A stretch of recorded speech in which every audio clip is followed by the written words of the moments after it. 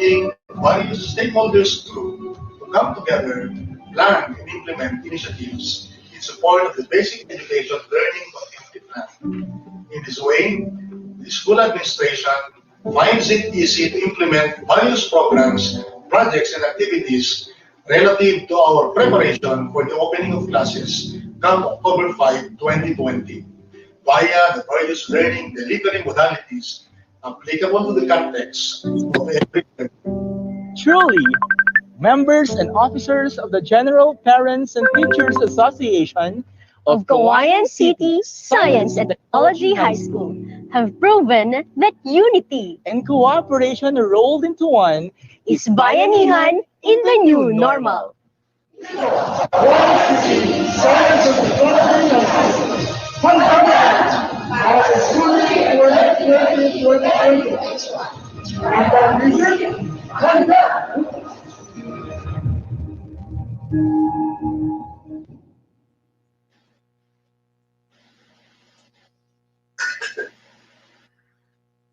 Sir Edmond, go ahead. Meron pa po kayong karagdagang Sir Edmond? Thank you, sir. Sir. All right. Just Agnina, Sir Edmond, dyan sa Kawayan, Isabela. Maraming salamat po sa inyo at talagang united we stand. Kasama natin ang PTA, kasama ng ating mga magigiting na guro sa pagtataguyod ng ating BELCP. And of course, at this point, may we also welcome Attorney Ron Perez. Siya naman po ang Federated PTA President po ng Baguio City. Attorney Ron, go ahead po. Good morning.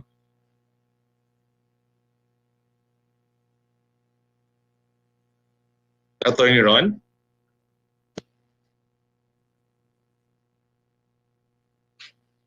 Nakamute po ata kayo, sir. Good morning, Director. Ayun, okay na. Sige po. Go ahead Good morning, po. Director June.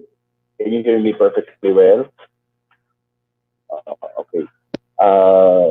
To all education stakeholders, to all officials of the DepEd, of course, led by our dear Secretary, General Peones, and other undersecretaries here present today, and all education stakeholders, fellow parents, magandang Baguio po sa inyong lahat. Well, may we request this slide, please, that I have prepared to be put on the screen, please.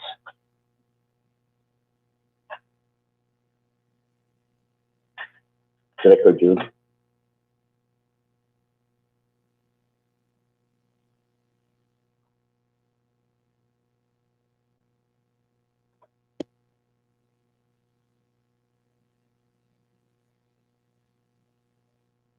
Eh, naka-flash na po, sir. Can you see it po?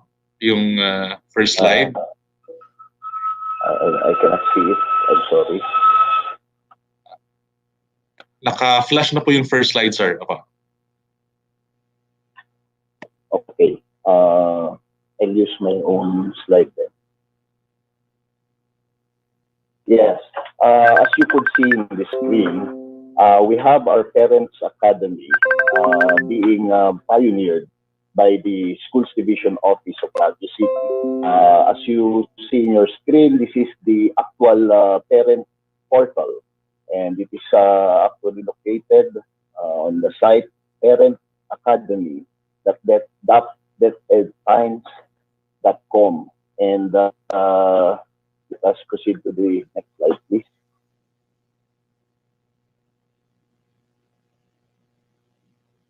Yes. The objectives of the Parents Academy is first to educate parents to access valuable resources to effectively support their children. Yes, we understand that no less than the Constitution of the Philippines mandates that the primary role of the parents is to educate their children, and the DepEd and the state through the department is only on a secondary role. But we recognize and we thank the DepEd for making us partners in the continuous learning in our country. Second objective is to engage parents to become full partners in their child's education. Well, as we have heard from ARD Teng Vergara, in his speech one time that for you to really improve the education, you have to first educate the parents, second, educate the teachers, and finally, educate the learners. That is actually what we are advocating. And we have to empower parents to pursue lifelong learning goals for themselves and their children. As we understand, life is a continuous learning. And fourth objective is to encourage parents to sustain their child's growth and well-being. Holistic po ang approach natin dito, not only in terms of academic, but also spiritual, mental, social, and physical. Next slide, please. The Parents Academy aims to empower parents and families in giving full assistance in student learning while learners learn at home or within community, especially this time of distance learning. Next slide, please. We have 4 major activities as part of the or component of the Parent Academy. First, the parent upskilling and reskilling. Second, hosting of events. Third, development of online portal. And fourth, parent guidebook. Next slide. Parent upskilling and reskilling. We have provided seminars, webinars, as you have termed it this time, that will capacitate parents with new skills and knowledge. Upskilling or upgrading current skills and knowledge, particularly on learning achievement. The Schools Division Office of Baguio conducted actually a battle voices for parents for us to really gather the sentiments of the parents in this time of the pandemic. Second is hosting of events. This aims to increase parents' involvement in learning achievement and school activities. In this hosting of events, we could actually organize a recognition program for our volunteer parents who are actually doing a great job in helping our educational institution in actually being also learning continuity ambassadors. Next slide, please. Online portal. We have this online portal for our online resource where parents access materials that can help understand the programs of DepEd and other learning materials. We have already set up this online portal. As we could see in the first slide a while back, it is actually the parentacademy.depedpines.com. We could see there, and it is already in place, that we have valuable resources to help our parents in this time of pandemic as effective learning facilitators for their children. We also have a forum through the Facebook Messenger. We have a group chat and other activities or forums. And we have a page.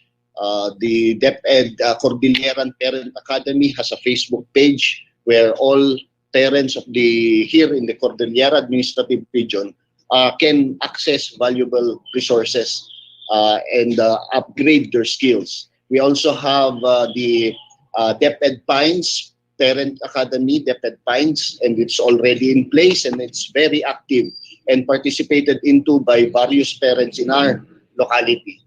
What topics are there for the webinars? We could have distance learning for parent engagement, cybersecurity for parents, adolescent development, DepEd programs, English learning for adults, reading activities, and other skills development activities, which I mentioned earlier, is a holistic approach not only for academic, but also for spiritual, mental, social, and physical well-being, not only for the learners, but mostly of the parents. And we understand that our parents are not that equipped being learning continuity facilitators. But with this parent portal and parent academy, we could actually have a forum for us to really help each other to attain quality education amidst this pandemic. Next slide, please.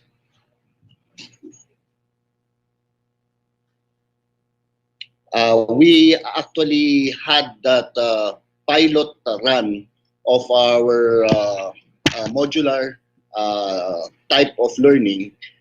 We conducted parents orientation last July 17, 2020, supposedly in time for the July, August opening.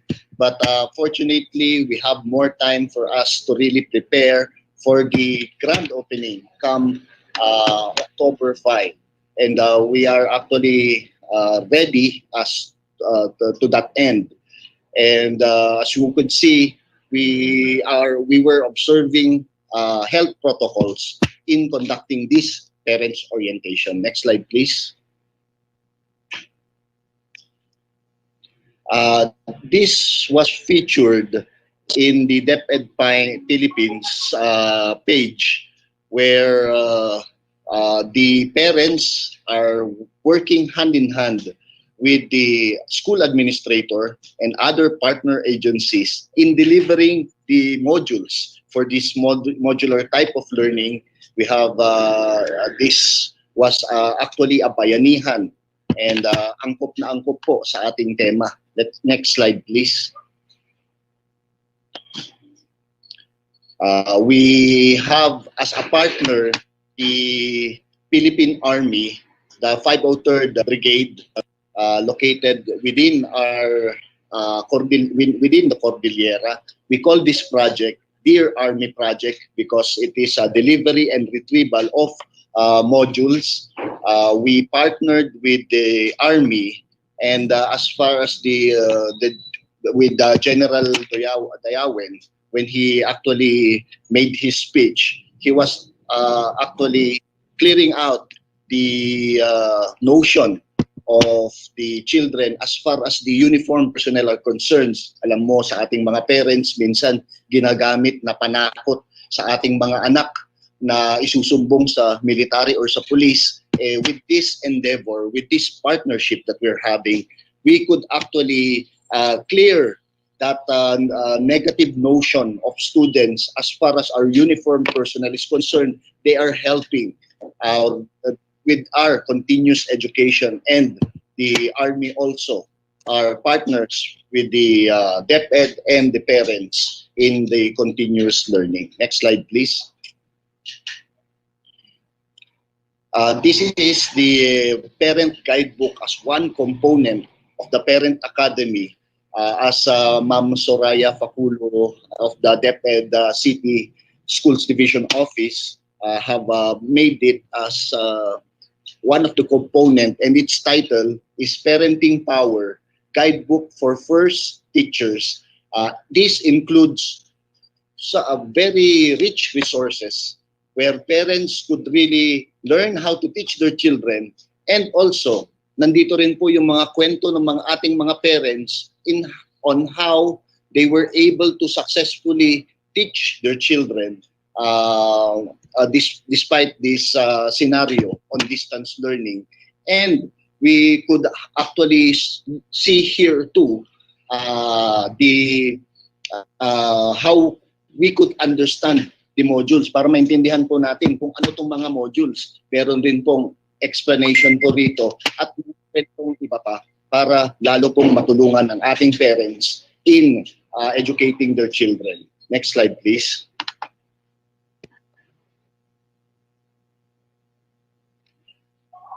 As we could see, we were actually blessed to becoming the regional leaders or regional president of the DepEd Cordillera, the Parent Teachers Association of the Cordillera, and have organized also a Cordilleran Parents Academy that will actually, the model for Baguio will be actually piloted also throughout the region, and hopefully through this program throughout the country, for us really to reach out to our fellow parents and help them in being learning continuity facilitator. And we also conducted a virtual capability building of parent ambassadors on the role of parents in their child's education in the new normal through this Cordilleran Parents Academy. We also have a web page that is in place right now. And as you could see sa screen po natin, we signed a pledge of commitment last September 8, 2020 at DepEdCar, with together with the launching of all other projects of the region geared towards preparing everyone to the opening of classes come October 5. Next slide, please.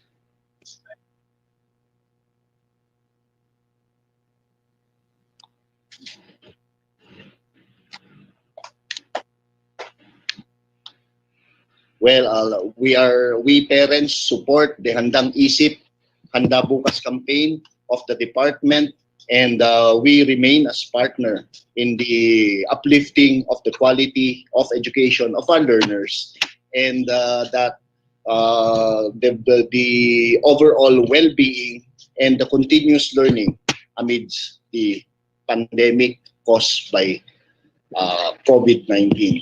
Mabuhay po tayong lahat. And salamat po.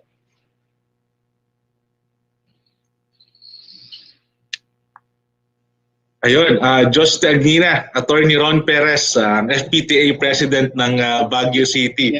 Talagang hindi lang pala mga bata ang natututo, no? Pati magulang sumasabay na sa kanilang mga anak dito sa ating education sa new normal. At this point po, may we also welcome si Ma'am Bonnie Coranyes Manlunas, FPTA President din po ng Antipolo City. Ma'am Bonnie, magandang umaga po. Hello, good morning everyone. Yan. Magandang umaga po sa lahat. I am humbled of this opportunity to share the best practices of our division, FPTA Antipolo City.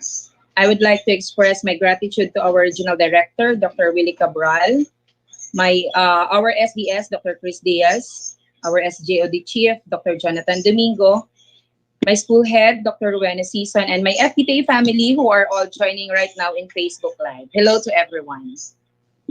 I am Maria Bonnie Coranyes Manlunas from Antipolo City, currently the president of the Federation of Parents Teachers Association, mother of 4.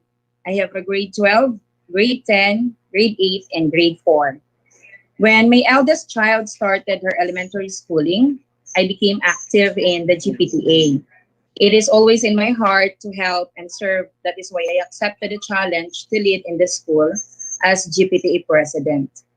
I joined the federation 3 years ago, and it was at this time that we crafted the bylaws of the federation to formalize the role and functions of the organization.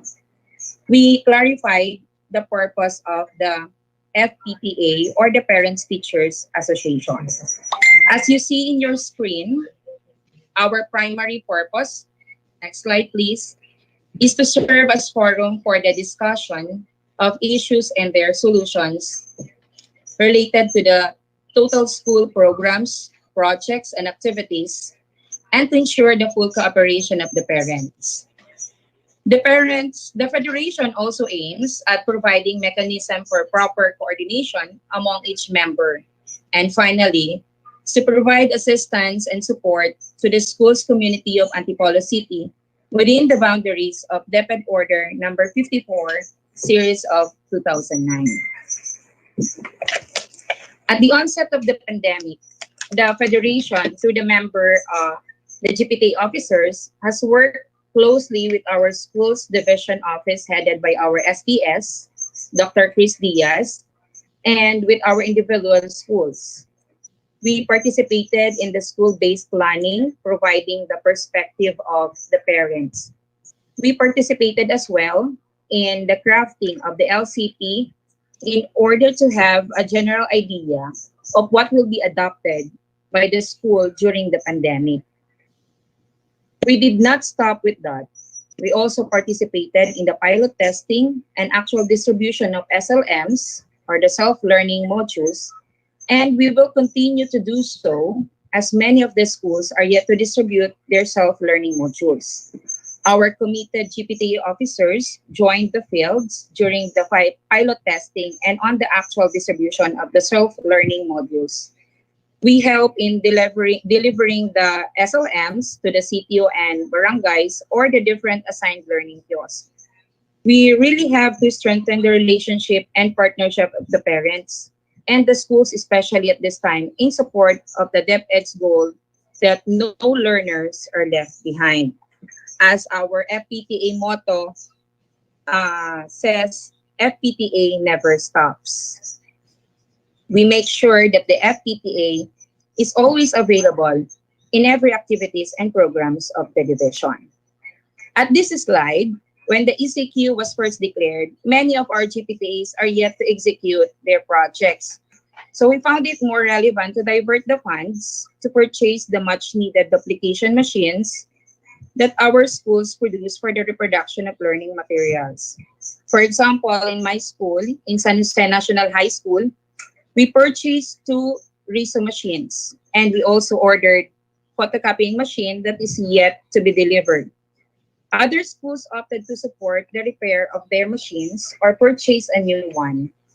Others still opted to purchase health kits, alcohol dispensers, and thermal scanners, depending on what the budget could afford them.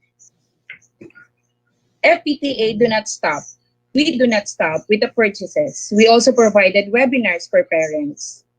The Federation, in coordination with SGOD, school administration, local government units, and other non-government organizations or NGOs, conducted webinars which included learning modalities, distributions, and retrieval of modules, as well as topics on health and nutrition, mental wellness, and maternal care. And finally, this month, we are getting ready for our Handang Eskwela Caravan. It will be launched at the end of this month, September 30, and all schools are or will be joining. We may be in a difficult time, but we should not dwell on that. But instead, we must be resilient and have positive mindsets and take our part as parents and how we can contribute in making the new normal of learning easy and possible. In every activity and programs, it is always highlighted our vision, mission. FPTA never stops. FPTA transforms borders. Good day, everyone. Maraming salamat, Ma'am Bonnie. Siya po ang ating Ma'am Bonnie Coranias Manlunas. Siya po ang ating FPTA President from Antipolo City at dating guro, Ma'am, no? So, ayun, very aware siya dun sa mga paghahanda na ginagawa ng kanilang division. Maraming salamat po sa ating mga student leaders at sa ating mga Parent-Teacher Association presidents. At this point, I would like to also welcome our Undersecretary for Legal Affairs, Yusek Jo Maribuhok, para po i-update tayo sa mga child protection programs ng Kagawaran ng Edukasyon. Yusek, ma'am? Hi, maraming salamat, Director June. Magandang araw po. At ang aking pakay ngayon ay magbigay ng konting update tungkol sa ating child rights and child protection in basic education.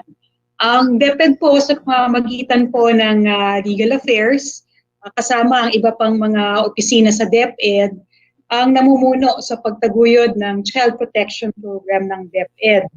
Ang DepEd ay meron pong child protection policy na nakasaad sa DO number 40 series of 2012 at itinataguyod po nito ang zero tolerance policy against all forms of violence and abuse upon children or learners. Meron po itong mga probisyon patungkol sa prevention, protection, and remedial measures for learners who are victims of child abuse, neglect, exploitation, discrimination, and violence. Alam po natin na dahil sa COVID-19 at sa pagpapatupad ng mga minimum health standards at quarantine, ay binuo po ng DepEd ang Basic Education Learning Continuity Plan o BELCP para sa panahon ng COVID-19. Ayon po dito sa BELCP, iba't ibang mga learning delivery modalities ang maaari pong gamitin sa pagtuturo ng mga mag-aaral natin sa elementarya at high school ngayong school year 2020 to 2021. Nariyan po ang modular learning, online learning, TV at radio-based instruction, at homeschooling, kagaya ng nabanggit ng mga naunang nagsalita po sa akin. Habang hindi pa po ligtas ay wala po munang face-to-face classes. Yung mahalagang bahagi po ng ating learning continuity plan ang child rights, lalo na ang child protection. Malinaw na nakasaad sa BELCP mismo na patuloy ang pagrespeto, pagprotekta, at pagtupad ng mga karapatan ng bata kaugnay sa edukasyon. Sa lahat po ng hakbang ng DepEd, the best interest of the child, ang ating pong gabay o tinatawag na North Star. The child, the learner, is at the center of all that we do in DepEd. May mga panganib po o banta sa kaligtasan ng bata sa home-based learning. Nariyan ng corporal punishment o marahas na pagdidisiplina na maaari ding dulot ng pagkaubos ng pasensya, halimbawa ng magulang o kasama sa bahay na nagtuturo sa bata, lalo na kung marami rin pong ginagawa o pinoproblema ang ating mga magulang sa panahon ng COVID-19 at hindi rin sila masyadong bihasa sa positive discipline o sa di marahas na pagdidisiplina. Maaari ding mapabayaan ng mga bata dahil nagtatrabaho ang kanilang mga magulang o di kaya ay nasa isolation dahil sa COVID-19. Maaari ring magkaroon ng child labor dahil sa hirap ng buhay ngayong panahon ng pandemya. Sa online learning naman po, maaari ring makaranas ang mga bata ng cyberbullying o masangkot sa child pornography o online sexual abuse at exploitation o mabiktima ng mga tinatawag nating online predators. Paano po tinutugunan ng DepEd ang mga banta at panganib o risks na ito? May mga hakbang at proyekto po tayo sa ilalim ng ating Child Protection Program. Una na rito ang pagbuo ng Supplemental Policy on Child Protection in the context of the LCP. Ito po ay isang department order na dadagdag sa mga probisyon ng Child Protection Policy o DO40 Series of 2012 upang tugunan ang mga risks and realities na maaari pong maranasan ng mga bata sa home-based learning. Papatibayan din ito ang mga child protection committees at ang mga reporting mechanism. Magkakaroon din po dito ng mga guidelines for online safety. Nagsagawa na po tayo ng mga consultation meetings kasama ang mga opisyal at personnel mula sa DepEd Central Office, Regional Office, Division Office, school heads, teachers at guidance counselors ng pampubliko at pribadong paaralan. Kinonsulta din po natin ang mga NGO at international organizations at ibang mga government agencies at local government. Nagsagawa rin po tayo ng consultation meetings sa mga magulang at sa mga bata o learners. Sa kasalukuyan po, nasa finalization stages na ang ating supplemental policy at layunin natin na mailunsad na ito sa nalalapit na panahon. Nag-organize din po ang ating opisina kasama ng ibang mga opisina sa DepEd ng mga webinar na may temang isulong karapatan ng bata sa panahon ng COVID-19. Nagsimula na po ito noong September 7 at naka-schedule sa buong buwan ng September hanggang sa October 7. Ito po ay sinasagawa natin sa tulong ng National Educators Academy of the Philippines o NEA at ng Office of the Undersecretary and Chief of Staff at ng Public Affairs Service. Partner po natin sa mga webinars na ito ang UNICEF Philippines, Stairway Foundation at ang Save the Children Philippines. No? Meron po itong tatlong parte. Ang unang parte ay ang child rights in education. Natapos na po ang pagpapalabas ng 4 na episodes dito tungkol sa rights to development kasama ng education, rights to participation kasama na ang right of the child to be heard, ang rights to survival kasama na ang right to health, at rights to protection. Sa kabuuan, nagkaroon po ng higit sa 1 milyong views sa live stream at video nitong mga webinars na ito. Ang ikalawang parte naman po ay ang child protection in education in the time of COVID-19. Ito ay gaganapin at papapanood araw-araw ng alas 10 ng umaga hanggang alas 12 ng tanghali simula September 28 hanggang October 2. Ang una at ikalawang parte ay accredited bilang isang kurso ng National Educators Academy of the Philippines. Ito ay bahagi ng course 2 na tinatawag na Learner Welfare and Well-being of the Capacity Building Courses in the BLCP of NAYAP. Ibig sabihin po, ang mga nanood at manunood pa na mula sa DepEd at sasagot ng mga evaluation form ay maaari pong makatanggap ng credit points para sa kanilang professional development portfolio. Ito po ay isang napakalaking hakbang sa pag-institutionalize ng child rights at rights-based education sa DepEd. Ito po ay nangyayari sa unang pagkakataon. Ang part 3 naman po ng ating webinar series ay isang special series para sa mga magulang na narinig po nating magsalita kanina sa mga guardian at sa iba pa pong katuwang sa edukasyon ngayong magkakaroon ng home-based learning. Itong serye na ito ay ang Positive Discipline and Education for Parents and Guardians. Naipalabas na po ang 2 sa 5 episodes at sa kasalukuyan ay meron na po tayong 1 milyon na views. Mapapanood po ito kada Miyerkules alas 3 hanggang alas 5 ng hapon. No? Meron din pong mga magulang na nagbabahagi at nagbibigay kaalaman dito sa mga webinar na ito patungkol sa positive discipline. Ang lahat po ng webinar ay mapapanood sa DepEd FB page at ibang social media pages. Mayroon na ding playlist sa DepEd FB page ng mga webinar, kaya maaari pong panoorin pa rin hanggang ngayon at mananatili pa itong mga webinar na ito sa ating DepEd Facebook page. Isa pang hakbang ang pagpapalabas sa TV ng mga palabas at materials tungkol sa ating pong child rights at child protection. Kabilang na po sa ipapalabas ang mga webinar at iba't ibang educational videos. At para po mas lalo pa nating matulungan ang ating mga magulang at guardian at iba pang katuwang sa edukasyon, mamahagi rin po tayo ng materials on positive discipline in education at iba pang mga tema patungkol sa child protection at child rights sa ating mga pamilya ng mga mag-aaral. Iyan po ay ilan lamang sa ating mga hakbang na isinasagawa upang maitaguyod ang karapatan ng mga bata kaugnay sa edukasyon. Kabilang na ang karapatan sa proteksyon o ang maging ligtas mula sa anumang pang-aabuso at karahasan. Meron pa pong ibang mga hakbang na isinasagawa sa pamumuno naman ng ibang opisina sa DepEd. Kabilang na ang pagkakaroon ng learning support aids para sa mga tahanan na ang mga magulang o ibang kasama sa bahay ay walang kakayanan na gumabay sa mga mag-aaral sa kanilang pag-aaral sa tahanan.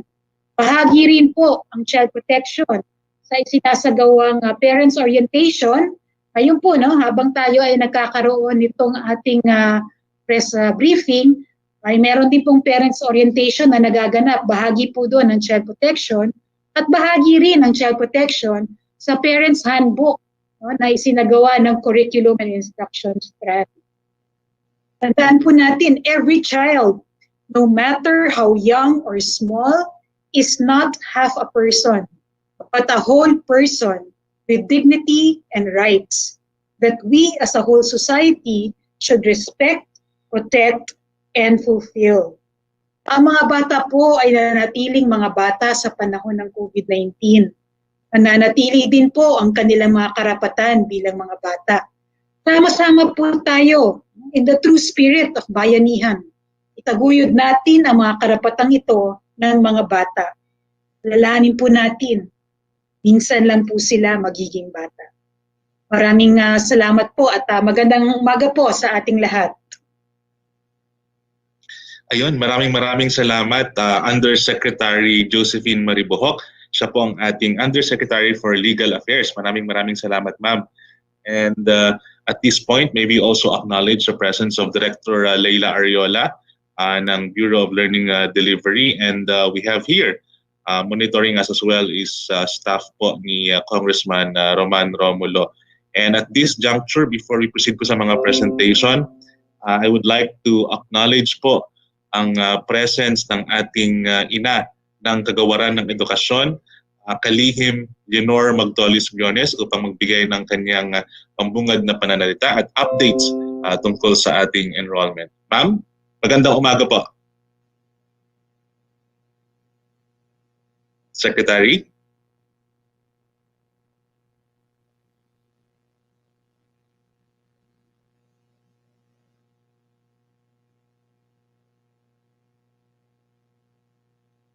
Ma'am? I think there's a connectivity problem. Okay, sige, let's just proceed na lang po muna siguro sa presentation po ng ating Director for ICTS, si Director Abram Abanil, para naman po sa kanyang mga updates tungkol sa ngayon ay sinasagawa na final test run ng DepEd TV. Director Abram, magandang umaga po. Go ahead po. Magandang umaga, Director June. Nakikita na po ba yung PowerPoint presentation ko? Yes, sir. Opa. Okay, sige. Mayong buntag, Ma'am Niding, and magandang umaga din sa ating mga members ng Execom, and good morning sa ating mga viewers. Mayong buntag, ma'am. So, I will give you some updates lang tungkol sa DepEd TV. Unang-una, I am happy to announce na successful po yung aming pag-broadcast kaninang umaga.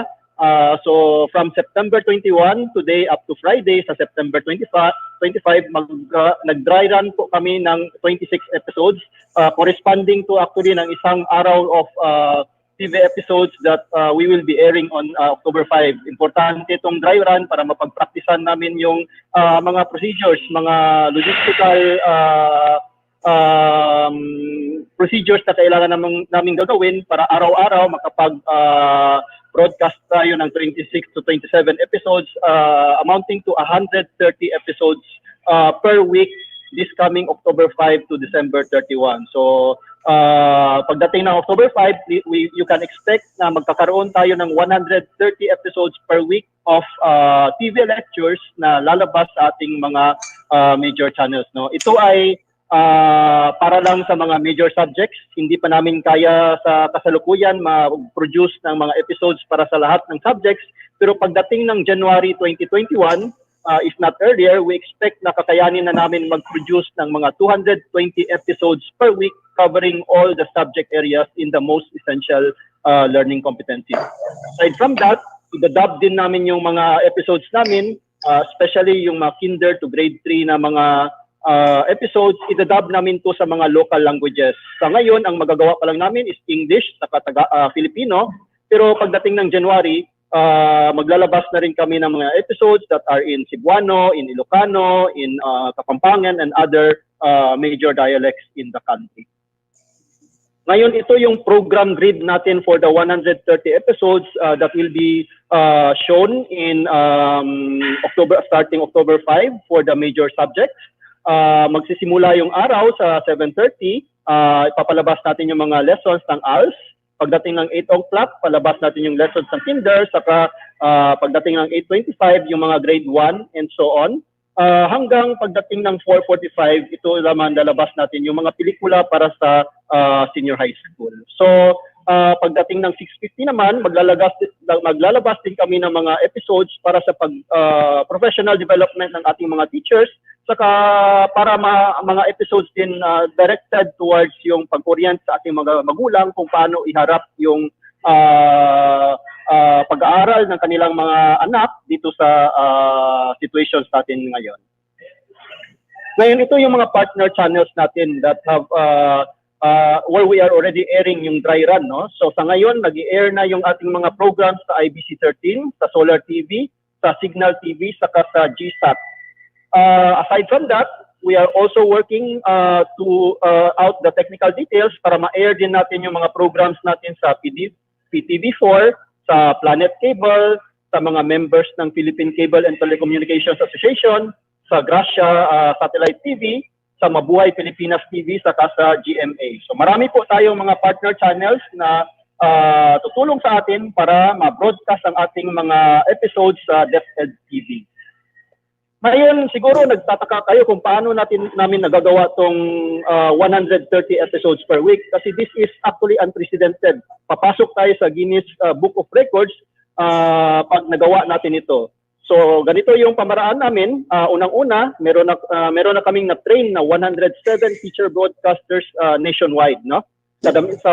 Currently, kadamihan nito ay nasa NCR, pero sa kasalukuyan meron kaming ongoing training sa third batch of teacher broadcasters, and we're happy to announce na meron ng representation dito sa Region 8 and even sa BARM. So lahat ng regions natin magkakaroon na ng representation once matapos tong batch 3 training. So sa ngayon, meron kaming existing 107 teacher broadcasters doon sa batch 3. Expected namin around 91 ay papasa. 200 yung tinraining namin. So at least 91 ang sigurado kami na papasa. So aabot na tayo ng 198 teacher broadcasters in the next 2 weeks. And this is also being supported by 72 production staff who will do the post-production work of ng ating TV episode. So lahat ng mga to, we broke them down in 32 production teams. Bawat isang team magpo-produce ng 4 to 5 na episodes per week, kaya mahahabol ho natin ang pag-produce ng 130 episodes per week. Ngayon, in terms of production site, meron kaming 5 operational studios dito sa Metro Manila. Sa kasalukuyan, may sineset up pa kaming isa. So by the next week siguro, maging 6 na ito. Meron din kaming 18 public schools na napag-usapan na. We already arranged yung mga logistics with these 18 public schools para kung sakaling gusto mag-on-site na shooting yung ating mga teacher broadcasters, pwede nila gawin dito sa 18 na public schools. Nakikita namin actually, mas comfortable yung mga teachers pag nandun sila sa classroom, pag nandun sila sa laboratory or sa workroom ng ating public schools when they do their shooting. And as a matter of fact, nagpo-focus kami especially dun sa mga higher grade levels, grade 7 and above, nakafocus kami dito sa mga on-site na shooting para sa higher grade. Naggagawa din kami ng mga shooting sa ating mga heritage sites, no? So kung napanood niyo yung mga dry run namin kanina, yung lalo na sa Araling Panlipunan, yung mga sites na pinalabas namin kanina doon sa Araling Panlipunan namin includes yung Intramuros, yung Luneta Park, saka yung National Museum. And as I believe next week, meron din kaming isang team na pupunta doon sa Baguio para shoot din ng mga episodes doon. Para yung ating mga kabataan, kahit hindi sila makapagbisita ng mga museums ngayon, makikita nila virtually sa ating mga TV episodes. Ngayon, binibuild up din namin yung production capability ng mga outside Metro Manila. No? So sa ngayon, merong mga 24 divisions that are being developed. Nakikita ninyo dyan sa slide, hindi ko na isa-isahin, pero ang siguro i-highlight ko lang na yung sa Palawan, nagsisimula na yan sila mag-shooting, pati na rin dito sa Davao City at sa Lanao del Norte saka sa Iloilo City. So the rest we are building up, and once matapos namin itong 24 na ma-build up namin yung production capability niyan, yung existing natin na 32 teams, ma-increase natin to 56 teams na simultaneously gumagawa ng mga episodes. So by then, we are sure na kaya natin mag-produce ng 220 episodes per week para makover natin yung lahat ng subject areas. and hindi kami titigil sa itong 24 divisions. I-develop din namin yung ibang areas na para mapapabilis talaga ang ating production ng dito sa DepEd TV. Ngayon, ito yung status namin sa video production. Kanina lang po ito na update. So sa kasalukuyan, ang natapos namin for the first week, which will be on October 5, meron na kaming 32 TV episodes na nagawa. So this accounts for 25%. Meron kaming 49 na ongoing pa ang shooting. Kung matapos namin to this week, abot na kami ng 60%.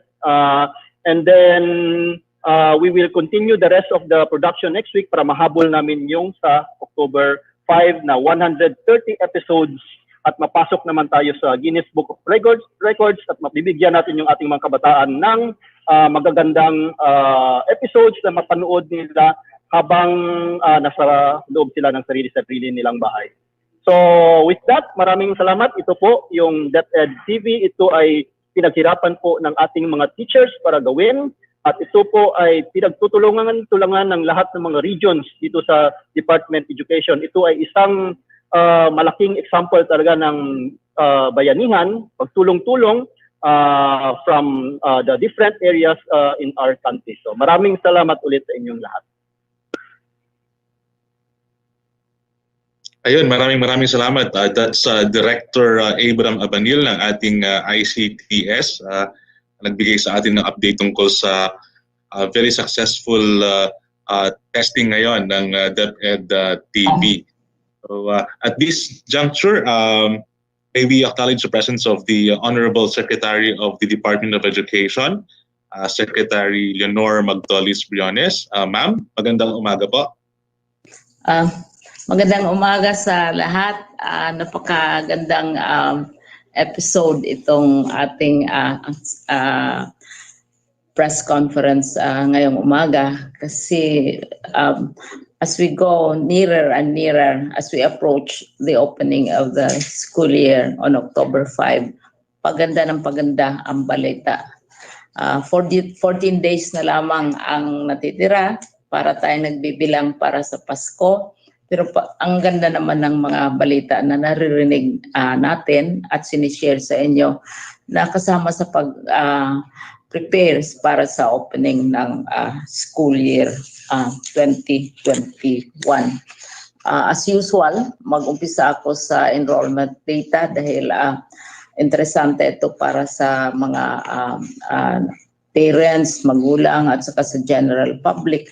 Ang ating total public-private, lahat-lahat na ng mga enrollees natin ay umabot na ng 24,536,403. This is already 88.355% of last year's numbers. So na-exceed natin yung original target natin na kung makaabot tayo ng 80%, that would already be a victory in itself. Sa public naman ay talagang very successful tayo sa pag-attract ng enrollees sa ating public sector schools. Umabot na ng 22,360,102 enrollees. This is already 99.057%. 99% ng ating public school enrollments compared to last year ang nakamit na natin as of today, September 21. Napakagandang balita na in spite of all the challenges, in spite of all the fears, the anxiety, the pressures, ay naka 99% tayo sa public school enrollments. Sa private naman, umaabot na tayo ng 2,123,539 ang mga enrollees, and this is already 49.3%. Halos kalahati na ng enrollment natin last year, pero every ang bumabalik nating mga learners galing sa private sector schools at bumabalik na sila sa mga private schools mismo. So yun ang ating status na enrollment, very inspiring, very encouraging. Kaya kung nagtatanong ang iba, bakit ba tayo nagbubukas ng school ngayon? Well, ang sagot ko niyan, you already have 24.5 million learners who expect to be going to school by October 5. And we have a lot of catching up to do. Alam naman natin na maraming pagbabago sa edukasyon, sa knowledge, sa pag-adjust sa ating environment ngayon, at ito ay tugunan ng ating education system. Ang isa pang magandang balita, isang magandang development na nangyayari ngayon sa Department of Education. Samantalang tayo ay naghahanda para sa school opening, sabay-sabay din nating na-present ang ating ating budget, national budget for education sa legislature, sa ating House of Representatives. Na-present na natin ito sa Appropriations Committee. Very successful. Isang session lang, walang deferrals. Mahaba ang session, pero natapos talaga ang mga lahat na sagot ang mga questions na na-raise ng mga ating mga legislators. Attending na brief na ang opposition members of Congress. Na-brief na rin natin ang party list foundation, mga party list, more than 50 sila, at ibang mga grupo na nanghihingi ng additional briefings. So malaking panahon ang nagugol natin dito para magiging familiar ang ating legislature sa budget natin for 21-22 next year. So we are looking forward to the plenary. Ang next step sa Department of Education ay ang plenary, which can happen anytime this week or next week sa scheduling ng ating legislature. Pagkatapos naman yan, pupunta naman kami, tatawid kami sa Senate. But in the meantime, maraming hearings na rin ang nakonduct ng Senado, lalo na sa mga committees involved in women and gender, of course, in basic education and other social development issues. So, halos simultaneous ang Senate at saka ang House. So, so far, mahusay ang takbo ng pag-present ang proseso natin sa pagpapa-approve ng budget ng Department of Education. Hindi ko na uulitin yung mga detalye ng budget dahil ito ay na-present na in our last week's hearings. Ano ba itong budget na ito? Para sa ano ba ito? Sa aking opening statement, aking in-emphasize na ang budget na ito for 21-22 ay magiging framework, magiging platform, magiging umpisa ng ating mga bagong pananaw hinggil sa education. Yung sinasabi in general na new normal at saka yung mga sinasabi namin na paglay ng framework for education of the future. So ang mga features nitong budget na ito ay yung gusto namin, request namin na kung pwede i-expand yung ating futures unit sa Department of Education. Last year sinuporta ito ni Senator Pia Cayetano at saka ni Speaker Alan Cayetano naman sa House.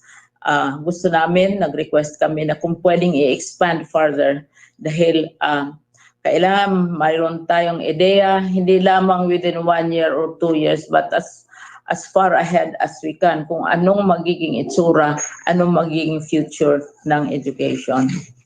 We are also urging Congress and the other body, the senior body, which is the Senate, to also support our proposal for a design unit right in the Department of Education. Dahil sa tingin namin, sa pangangailangan ngayon ng edukasyon, sa pangangailangan ng ating mga bagong technology, at saka sa pangangailangan ng mga pandemics, ay kailangan i-redesign, kailangan mag-isip na tayo kung anong magiging itsura ng ating mga school buildings. Hindi na siguro oobra yung mga dati nating designs na hindi masyadong friendly, for example, to social distancing. Kailangan appropriate also for computer rooms, technology, and so on and so forth. So, kailangang mag-isip na tayo, ano bang itsura ng ating school buildings, anong itsura ng ating furnitures and fixtures. Hindi lamang na kailangan natin ng mga laptops, mga computers, but also the physical environment which has to be created to house all of these new developments. Pangatlo, yung isang aspeto na palagi na naming inuulit-ulit for the past 4 years, yung patuloy na pag-review at pagbago ng curriculum.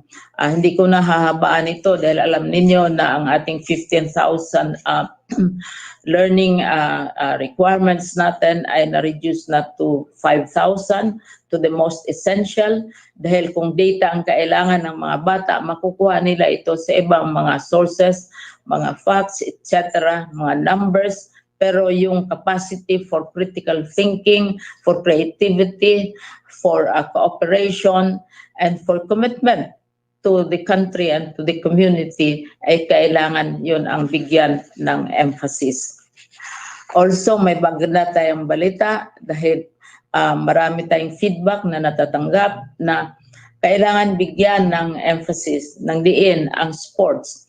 Alam na natin na pinasa na ng Congress at saka ng House ang law creating the Philippine Sports Academy. So by next year, kailangan umpisahan na ang activities related to the opening of the academy in terms of infrastructure, in terms of the acquisition of tools and specialized, as I said, buildings, faculty, etc. And so this is the brand new, the latest baby of the Department of Education. Pero hindi lamang nag-iisang Department of Education dito. Kasama natin dito ang Philippine Sports Commission, ang DILG, at lahat ng mga agency na very involved sa sports. So, bagong baby ito ng Department of Education at kami ay naniniwala, tayong lahat ay naniniwala na maski na may pandemic, maski na may kung ano-anong mga sakuna, kailangan ipagpatuloy ang physical development ng ating mga bata. Sports is not only a physical activity, but it is also a science in itself, and it is also a field of specialization in itself. So, abangan natin ang pag-umpisa ng Philippine Sports Academy. Lastly, isa sa talagang plea na ginawa ko sa Appropriations Committee ay kailangan dagdagan ang ating support at ipagpatuloy ang ating support para sa arts, sa history, sa culture, sa music.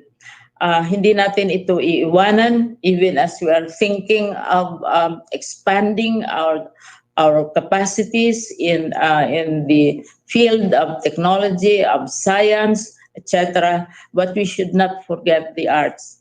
And I have always urged that these two, the arts and the sciences aspect of education, have to be developed together because they of each other. So very special yung plea ko, for example, for the National Museum, for the Philippine High School, for arts, for our development of various materials, etc. At saka yung sinasabi kong dapat hindi kalimutan ang ating history, hindi kalimutan ang ating lengguwahe, hindi kalimutan ang ating musika, hindi kalimutan ang ating kultura. Kasama ito sa ating bigyan ng diin sa ating budget sa Department of Education. So to summarize, ang features nitong budget proposal natin is we think of the future, not think of kailan matapos ang term because that is less than 2 years.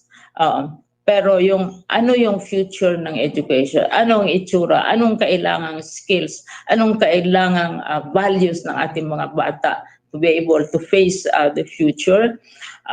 Yung pag-redesign ng ating mga buildings, ng ating equipment, review, patuloy na pag-review at pagbabago ng ating curriculum, pag-enhance ng sports kasi every year we have sports activities, kailangan ipagpatuloy ito at mag-focus tayo sa mga competitive sports na may malaki ang chance ng Philippines na talagang makadevelop at makakompete regionally as well as globally.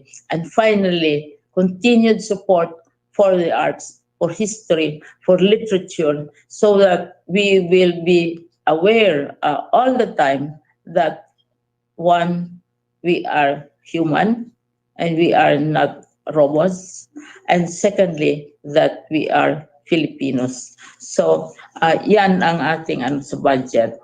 Insofar as preparations for the opening are concerned, narinig naman ninyo, nakita ninyo yung mga bata, narinig ninyo ang Parents Teachers Associations, narinig ninyo how we are protecting the children, at saka ang latest kasi so far we have been so engrossed with online platforms. Ngayon tinitingnan natin kung paano na-build up yung ating capacity to produce TV programs and radio programs with assistance and help of professionals in the fields.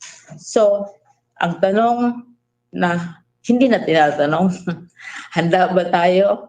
Ay, noong August 24, handa tayo. Mas lalo naman tayong handa by October 5.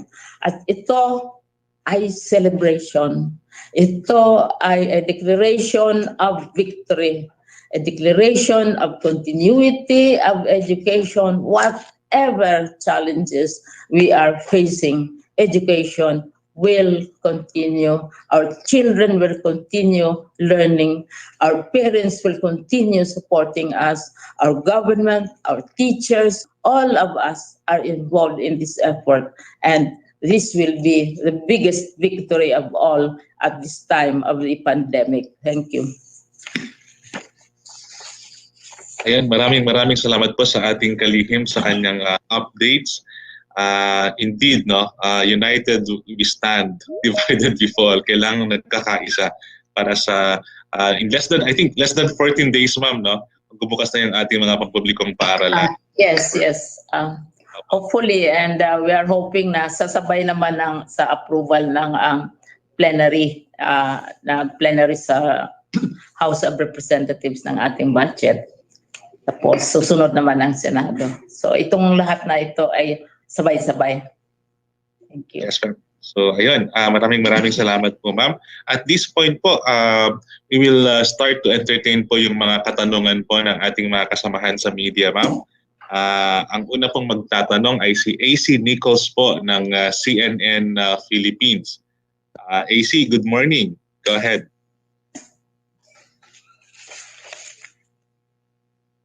AC?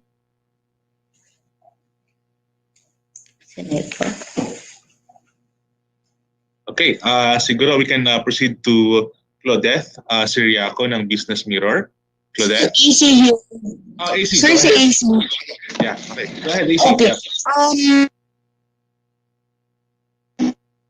Secretary and to our other resource persons here, my question is about the budget since yun ang na-mention sa closing statement ni Secretary.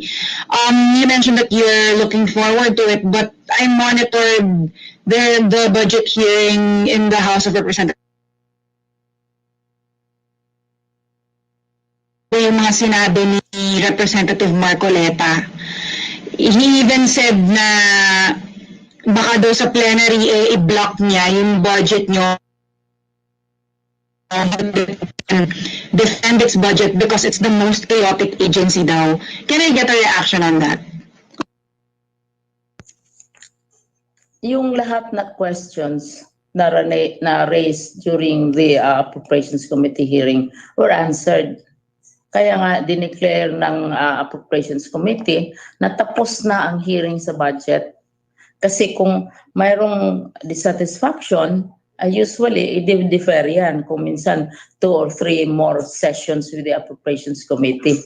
Ang Department of Education, isang sessions lamang at tinapos ito within the same day. So, yun ang nangyayari. Kaya handa na ang Department of Education for plenary discussions. Lahat ng mga tanong na na-raise ay nasagot. At ayun, handa naman kaming sasagot kung mayroon pang ibang katanungan. Kayong nasa media, you have been monitoring all these discussions halos every week. Naririnig naman ninyo ang mga issues na lumalabas. Narinig naman ninyo ang mga sagot. At as they say, the proof of the pudding is in the eating. Napasa ng Appropriations Committee ang budget ng Department of Education. Thank you. Just as a follow-up, during that budget hearing also, there were questions about the sharing of modules. It was mentioned by Yusek Dads, I believe, na you're allowing sharing of modules between pupils. Sinabi ng lawmakers na it should be 1-to-1. So can we get an update? Are you working to make it 1:1, or are you still pushing through with the sharing of modules? Well, Ma'am, si Yusek Ann po. Yusek Ann or Yusek Dads? Sige ma'am. Yusek Ann, go ahead po. Ma'am, Yusek Ann, naka-mute po ata kayo.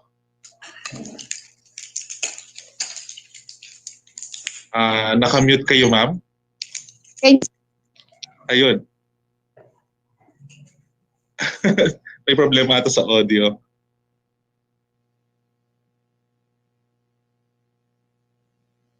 Si Yusek Dads mo. Sige ma'am. Yusek Dads, go ahead po while we're checking the audio of Yusek Ann po. Hello? Yusek Dads? Hello? Ayun.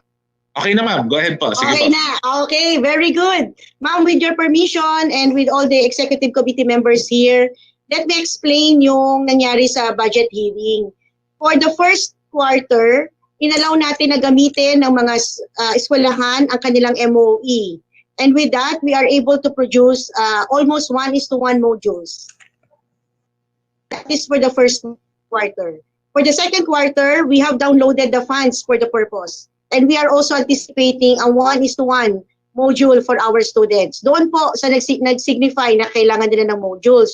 Let us also remind you na meron po mga iba pang mga approaches na ginagawa ang mga eskwelahan. At yun po yung tinatawag nating contextual. So, expect na every module, kung hindi naman po yung approach na yun, ang pinili at ginagawa ng eskwelahan. But for those who signify that they want the modular learning, ay ginawa po natin to for the first and second quarters. At ito po yung sakop ng fiscal year 2020. Yung pong sagot na baka in 2021 ay hindi natin maibigay yung 1:1 kasi po yung funding natin for 2021 is only 15 billion. And that will cover the third and fourth quarter of this school year, second quarter of the next school year, which is school year 2021 and 2022.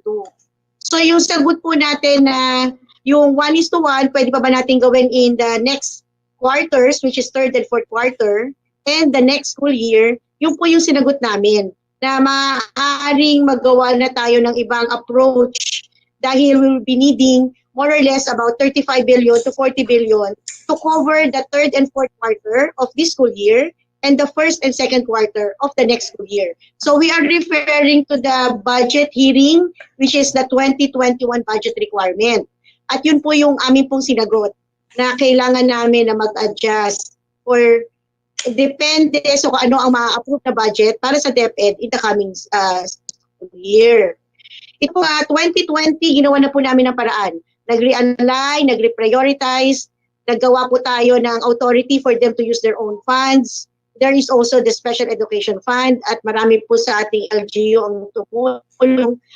Marami na po na-produce. In fact, yung pong dry run, makikita ninyo, hindi lang modules ang nilalagay nila dun sa packet. Pero po mga school supplies na nilalagay yung iba, hindi lang modules. So yung pong ating blended learning for this year, 2020, at mag-open sa October 5, ay ready for the 1:1. Ang hindi po natin masasagot ay yung susunod na taon. Yun po yung clarification namin doon. Thank you po. Si Yusik Dads, pwedeng magdagdag doon. Yes, ma'am. Yusik Dads, go ahead po. Good morning. Good morning, Secretary Liling. Good morning po sa lahat.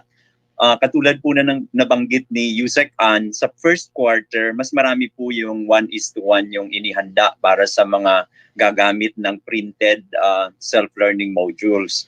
At yun naman pong a few division offices na gusto nilang subukin yung rotational use. Ang importante po dito yung nadi-disinfect yung modules bago ito ililipat sa susunod na gagamit. And this is perfectly naman po allowed. This will not affect the extent of learning of the children. Parehas pa rin po yung aaralin, pero instead, pag nag-rotational po kasi, halimbawa kung dalawa yung gagamit, so yung aaralin nila for a week, 4 na subject, but good for 2 weeks. Kung dalawa po ang gagamit. Tapos magpapalit sila, so after 2 weeks, yung mga dapat na ma-cover for the whole 2 weeks, na-cover na ng lahat ng mag-aaral. Maraming salamat po. Final follow-up from me, sir. AC, I sorry, think we have to proceed to just the an other. update on the modules naman from USEC Dads. Kasi we're hearing from some principals here in Metro Manila that they still don't have copies of the modules. Matatapos naman po within the next 2 weeks before the opening. Ang ulat po sa amin ng mga regional offices, lahat ongoing na po ang distribution o delivery, yung mga nag-produce sa division offices. Halimbawa, na-monitor ko yung sa DepEd Quezon, yung mga para sa island nila dyan sa Pulilio Islands na nila, napadala na dun yung mga kailangan. So, pwede po talaga, possible na 47,000 schools kami.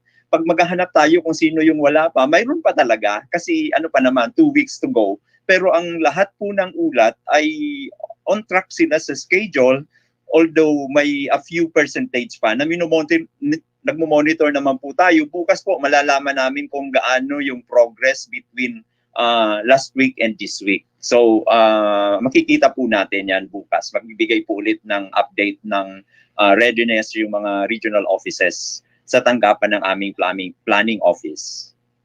Thank you po. Maraming salamat po, Yusek Dads and Yusek Ann, and maraming salamat AC ng CNN Philippines. We proceed now to Claudette Siriaco ng Business Mirror. Claudette, go ahead. Mayong aga, Secretary. Good morning to all. Secretary. Ay, nga aga. Nami nga aga. Taho nga aga.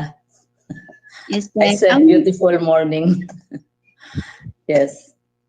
Ang question ko po, regarding po doon sa paggamit ng UV light sa pag-disinfect po ng ating self-learning modules, kasi nagbigay po ng warning ang DOH sa possible harmful effects po sa paggamit nito. Like nung Saturday, nagkaroon po ng incident sa Baguio na na-damage po yung mata ng mga tao na nandun sa area. So ano po ang gagawin nating way para ma-disinfect po itong mga modules and other school supplies na ipamimigay po dun sa mga bata? Mayroon namang alternative ways of sanitizing documents. Halimbawa kami sa Department of Education, ako ay kahon-kahon yung mga dokumentong umaabot sa akin araw-araw. At ito ay dinidisinfect muna bago makarating sa akin. So mayroon namang ibang mga paraan.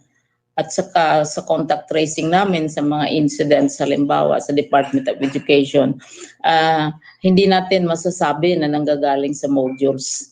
Ito ay galing sa ibang lugar, pumupunta sa ibang lugar ang mga nagiging pasyente, and so on. So, mayroon namang ibang paraan sa mga ibang instances nga, binibilad sa init, no? Yun, natural ano yan, way of sanitizing. Tapos mismo ang nag-handle nito, kailangan talagang they observe all the minimum requirements also of the Department of Health. So we take all the precautions. Wala pa kaming instance na sasabihin natin na nanggaling sa module na may nangyari na nanggaling sa module. Because in the first place, halos minimal ang ang cases namin sa Department of Education dahil talagang na nagiging maingat tayo at saka wala pa namang klase at saka sa mga areas na tinatawag ng IATF na mga high risk, mga ECQ, mga areas na hindi pinapalabas ang tao, hindi naman namin pinapalabas yung mga teacher, hindi naman namin pinapalibot at saka as I said, gumagawa tayo ng contact tracing hindi naman natin nakikita yung direct na masasabi natin na nanggagaling sa modules ang mga infection ngayon dahil very minimal ang nangyayari sa Department of Education na na levels of infections. Okay po, Yusek. Secretary, my second question is, you mentioned earlier po, Secretary, na 14 days to go bago po ng October 5. How prepared are we now po? Almost 100% na po ba? Yung tanong, sinabi ko nga, on August 24, we were prepared. In June, we were prepared. Kasi every day, in-identify naman natin ang mga challenges. For example, more than 30,000 dry runs na. Last June, sabi ng mga local governments, mag-dry run muna kayo. O nag-dry run tayo. More than 30,000 schools already have conducted the dry runs. And every day may nagda-dry run. So nakikita natin yung mga kakulangan. And media has been very enthusiastic and very fast in reporting what they believe are challenges. So on a day-to-day and minsan hour-to-hour basis, may feedback kaming natatanggap. At saka, to assume na, this is just my own opinion, to assume na by the time that you have an event and everything is perfect, alam naman natin na by the time na sabihin natin we have conquered everything, there will also be new challenges. Kasi nagbabago palagi. Yung sinasabi nga dito, the only constant in life is change. So, by October 5, there might be other challenges na which will emerge. And this will be responded to. Dahil alam na namin kung ano itong mga possible complications. Pero we will, of course, not claim perfection because there is no such thing. By October 5, as I said, there will also be additional complications. There will be changes in the weather, or there will be changes in risk assessments, etc. And we will respond to this. And we are already anticipating what these challenges would be. It's not as if we will be caught by surprise. At the rate media is raising these issues already 4 months in advance, 5 months in advance. So we have responded and we have prepared. Public, parents have been raising questions and complaints. We have responded and we have recognized this. So by October 5, as of October 5, we will already be ready. But if there are other challenges which will emerge, because as all of us know, especially those in media, we move in a political, social, and economic environment, as well as a natural environment, the weather, etc., which we cannot solve by issuing memoranda and circulars and so on. But we can only think of ways by which we can respond. So that is my my answer. And I believe I'm speaking also for the Department of Education. It is really something, and I'm very proud of this, Claudette.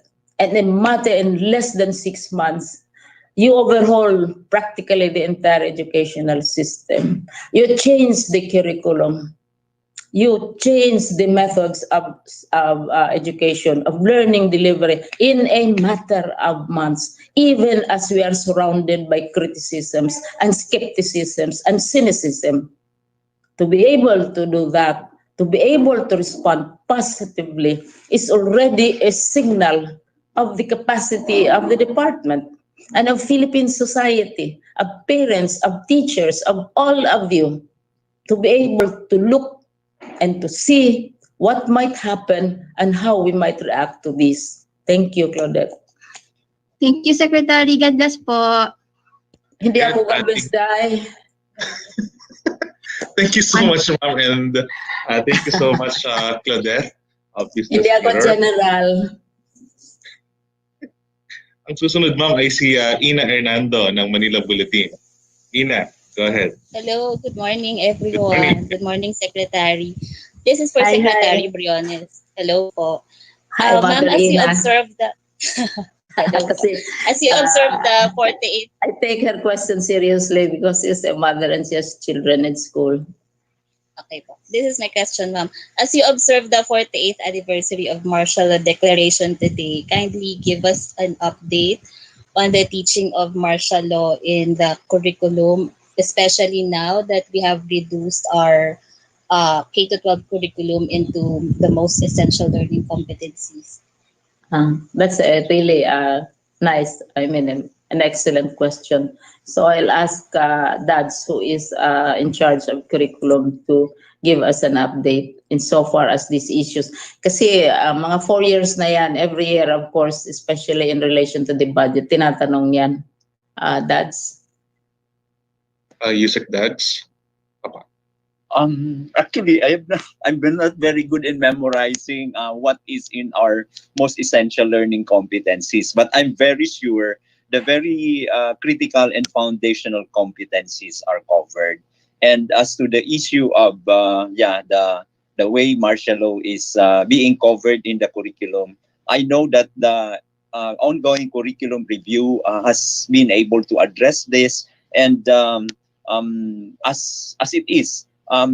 We make sure that the learners are provided an opportunity to have an objective perspective of what happened during that time. Thank you. Maraming salamat, sir. Ina? Yep. Yes, for my second question, it's for Yusek Maripoco. While she gave an update that there will be a supplementary policy for the child protection policy, pwede po bang humingi ng parang initial updates on this, especially on the reporting of possible cases of abuse, especially she mentioned a lot kanina that can happen under the home-based learning. So I think more on the reporting system kung meron na pong initial na update on this. Maraming salamat, Ina. Yusek Jo, ma'am? Oo, salamat Ina sa tanong mo na nagbibigay pansin sa reporting ng mga kung sakali mang may abuso mangyari sa bahay. Kasama yan sa ating supplemental policy on child protection. In fact, merong isang annex doon na flow chart kung paano ang reporting pamula sa bahay. Lalo na kung ang abuso ay nangyari sa kamay ng magulang. Kaya katuwang po talaga natin dito ang local government, lalo na ang Barangay Council for the Protection of Children, at ang ating mga learning facilitators na maaaring bumisita sa mga bahay para matignan ang kalagayan ng mga bata sa kani-kanilang mga bahay. So merong magiging adjusted reporting system dahil nga nasa bahay ang mga bata at wala sa paaralan. Pero ganun pa rin, in essence ay ire-report pa rin sa eskwelahan, gagana pa rin yung ating Child Protection Committee para matiyak na merong mga interventions na maibibigay para sa ating mga batang naabuso at para maiwasan na muling mangyari. Salamat. Thank you. Sir, last question na po. I think this is for you, Dads. Follow up lang dun sa low periodical exam policy that is being proposed. Covered daw po ba dito yung mga private schools? Miss Ina, yung private schools, as what we normally do, we strongly encourage them, but it is never prescriptive for them. Okay, thank you so much po. Have a good day. All right, maraming salamat, Ina, and thank you so much, Yusek Dads. Ang susunod po na magtatanong naman will be Maris Umali ng GMA. Maris? Wala po ata. Okay, next is Dante Amante ng UNTV. Dante?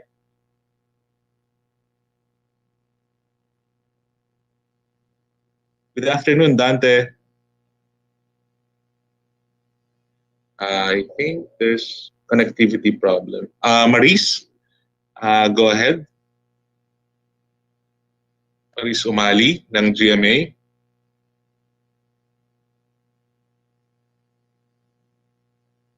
Alright, let's proceed kay Meg Adonis ng Inquirer. Meg? Hi, good morning po. Ay, good afternoon po pala. So, my question is for you, Sec Maribohok. I understand na meron po tayong magiging policies for child protection, but I would like to ask kung kasama po ba dito ang data privacy? Kasi last week, the data privacy education sector, which is backed by the NPC, released guidelines on protecting the privacy of children during online classes, such as seeking the consent of students or their parents or guardians if they are minors before recording classes, and reminding teachers to refrain from asking learners to submit requirements through social media. While they said that these are just recommendations, i-recommend din po ba natin ang guidelines na ito para sa ating public schools, particularly po sa basic education, especially since may mga iba naman pong mag-online classes kahit mga bata po sila. Thank you po. Okay, maraming salamat sa katanungan at pagpapahalaga sa privacy ng ating mga bata. Oo, meron nang nailabas noong nakaraang linggo na recommendation ang tawag doon sa guidelines na data privacy of the education sector. Kalinyang-kalinya po nito yung ating kinakasang supplemental child protection policy. It's very much in line with what we're doing. And in fact, when we issued the supplemental policy, as a policy, it will become a rule. So unlike the guidelines that you mentioned, they are recommendations. So once those are adopted into policy, they become rules issued by the DepEd. And some of the themes actually on recording, seeking consent, use of images, all of those will be in the supplemental policy. And we hope to come out with that policy in the very near future, if not within the month, in the early part of next month. Thank you po. My second question maybe for Secretary Briones or anyone who can answer for the DepEd. DILG USEC Malaya encouraged LGUs and the DepEd to discuss yung guidelines daw po sa pag-suspend ng classes this school year. Since typhoons could cause connectivity issues in some areas, may update na po ba kung meron na pong naging discussion at the regional or division levels? Thank you po. Right now, we have an existing policy, and that has been enforced even before the COVID pandemic. And this policy mandates the local government units to declare holidays or cancellation of classes, especially as related to natural disasters. And so this policy is still enforced. Last word sila pa rin. But of course, it would be useful if there are also consultations with our people in the DepEd at the local levels. Pero yung principle na ang local governments pa rin ang magde-decide still holds, and that has not been changed at all. Like tama nga yung sinasabi ninyo na kung walang connectivity, you're in the middle of class, mag-brown out or whatever, sometimes you don't even need a declaration of cancellation because the brownout itself will cancel whatever level of communication one is already engaged in. So, at saka nasa ano yan, creativity ng school kasi pag may brownout, even households, we always have alternatives to brownouts. We try to continue with our activities even if there are brownouts. Ganon din sa school ang ating gagawin. Pero local governments pa rin unless that is changed, unless that policy is changed. Thank you. Ayaw ko kung gusto magdagdag nandito ba si Yusik Revsi kasi siya sa operations o si Yusik Dads na involved sa actual operations ng mga schools. Pero itong mga decisions na ito are done at the level of the school itself.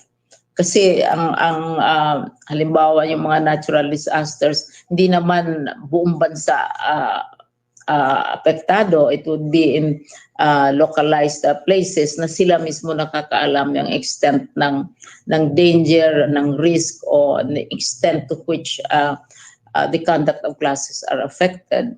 Obviously, pag mga brownout, ang mga online, mga dependent on IT will probably have problems and other ways have to be worked out. Pero at the level of the school yan. Pero bottom line, it's still the local government. Yan ang paningin ko as Secretary of Education. Okay. Thank you po.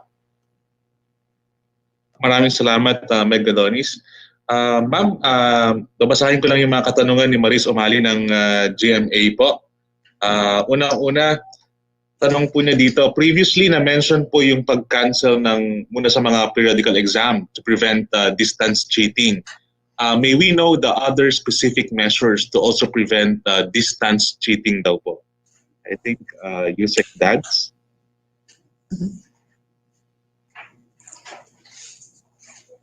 Yusek Dads. Hello. Yes, we already mentioned that aside from minimizing the temptation for distance cheating, we feel that the periodic exam, which measures the learner's acquisition of content standards as articulated in the curriculum guide, could be addressed by summative and performance tasks, which are more inclusive and authentic in gauging learning growth and progress.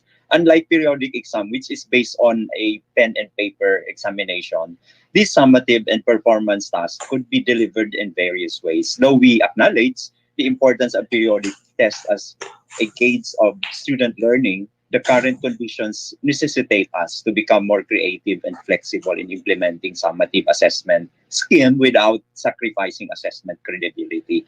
So what are the other things we do so that distance cheating may not be resorted to? Again, we said we appeal for the parents to take the lead in fostering the value of honesty. Parents or the grandparents or any home learning support provider should really make sure that this value is enhanced. The other thing that could be done is for the teachers to do occasional conversations with the learners. So it has not to be a test. It could just be a conversation focusing on the lessons covered so that the teacher could sense the extent the learners have actually understood the concepts expected to be learned for a particular period. Thank you. If I may join the conversation, June, the matter of alternatives to periodical examinations has long been in practice by both public and private schools, even before COVID. Sa homeschooling, for example, and even in regular schooling, kasi there are many ways of assessing the progress of students other than periodical examinations. So it's nothing new. And also, it does not necessarily mean that this these approaches were developed to prevent cheating. These are alternative ways of measuring of assessing the progress of a child in his or her learnings. So maraming and this has been done all the time, and it is practiced. Again, I cited this in one of our press conferences when last March, when the president declared that classes are closed. This happened during the time of the periodical exams, final exams. So we had to sit down and argue and figure out how we can assess the students fairly, even as the possibility of final examinations may not take place. Kasi mayroong iba, mayroon na silang final exams, mayroong iba, wala pa. So nag-come out ang DepEd ng guidelines, but not necessarily to prevent cheating, but as alternatives in case there are events like the pandemic, events like floods and natural disasters, etc. So yun, iniisip yan ng Department of Education, and it is not new. It has always been there, lalo na as I said, sa mga alternatives to regular schooling. Ginawa natin yan last March so that we could also assess our graduating senior high students, and as well as the other grades as well. Thank you. Maraming salamat, ma'am. Thank you so much, Yusek Dads. Dalawang tanong po ni Maris is, ito po, we've witnessed cases where online classes have been hacked. How have you strengthened the security of online classes to prevent these incidents? I think this is for Director Abram. Director Abram? Hello, Director June. We are currently releasing po yung DepEd Learning Management System. Yung DepEd Learning Management System is a secure system na managed by DepEd talaga, where we are confident na hindi po tayo ma-hack yung mga ng ating mga kabataan. So we're also releasing actually mga email accounts, DepEd email accounts ng lahat ng mga bata. Ito yung gagamitin nila to log in to the DepEd Learning Management System so they can be protected from hackers. All right. Thank you so much, Director Abram. Ang susunod po, we only have 12 minutes left. So ang susunod po na magtatanong, ma'am, is Jasmine Romero ng ABS-CBN. Jasmine, go ahead. Magandang umaga po. Ay, tanghali na pala. Napag-usapan na po yung yung mga pamamaraan para mag-gauge yung level of learning ng mga students. Pero can you be more specific po? Ano po yung mga pamamaraan specifically paano mag-gauge ang mga estudyante na sila ay natututo? In relation din po sa online cheating. Si Yusek Dads, you can answer that. Ma'am Liling, Director Lai is with us. I think she can fully explain the details. Si Director Lai na po para yung talagang detalyado na nasagot para kay Miss Jasmine. Right, Director Leila Ariola, our Director for BLD, ma'am. Go ahead po. Good morning, Ma'am Secretary, and good morning po sa ating Execom and to everyone. Actually po, na-draft na po namin yung interim guidelines po namin ng assessment, at inaantay na lang po namin na mailabas yun. And in the interim guidelines, it actually enumerates po yung mga assessments na pwedeng gagawin, at ito yung meron tayong formative assessment at meron tayong din mga summative assessments. Na kung saan itong mga formative assessments natin ay kasama na po ito sa ating mga self-learning modules at sa mga other content formats nito, kasi lagi pong nasasabi na itong mga self-learning modules na po na to ay na-convert to different content formats. So kasama pa rin po yung mga activities natin or yung mga formative assessments po natin na kinakailangang sasagutan ng mga bata. Napaka-importante po talaga yung binanggit ni Yusek Dads kanina na ang mga magulang natin, sila po yung talagang gabayan yung mga anak, na kung saan sila po yung mag-answer sa mga activities na naibigay nakasama sa ating mga self-learning modules para sa ganon talagang makikita kung ang bata ay natututo sa pamamagitan ng self-learning modules, sa pamamagitan ng mga video lessons and audio lessons po natin. At itong mga SLMs po natin ay meron pong kasamang answer key doon po sa likod na ito dapat titingnan lang pagkatapos na answeran ng bata. So, ibig sabihin, pag ginamit niya itong answer key na to at nakita niya kung ano yung mga hindi pa niya natutuhan, pwede niyang balikan yon at aralin ulit. So, napaka-importante talaga na hayaan natin yung bata na siya ang sasagot.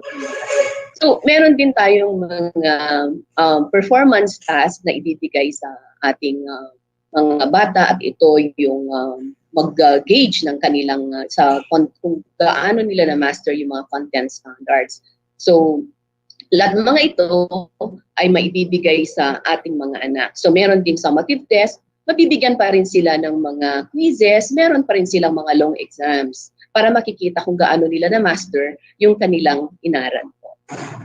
Maraming salamat. Secretary, I'd also like to ask the same question for the parents and the student groups. Sa parte naman nila, paano nila masisiguro na mga learning sa online cheating or distance learning cheating?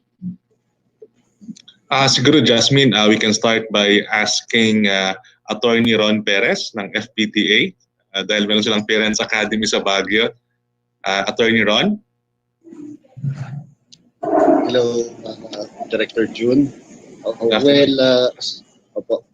Thank you for your question, Ma'am Jasmine. Well, as for us, we are really advocating yung GMRC, good manners and right conduct. And with that, we are also training the parents not to meddle on the affairs of the children, considering that sila po ang kailangan matuto and tayo naman na parent, partner po tayo in the as effective learning continuity facilitators.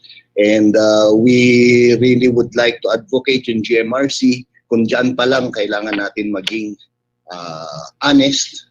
And we need to have these good morals and right conduct. Thank you. All right, maraming salamat, Attorney Ron Perez, FPTA President siya ng Baguio City, ma'am. And then maybe also ask si Ma'am Bonnie Coranios Manlunas, ang FPTA ng Antipolo. Ma'am, go ahead po, Ma'am Bonnie. Yes po, hello po, Ms. Jasmine. Thank you po sa tanong.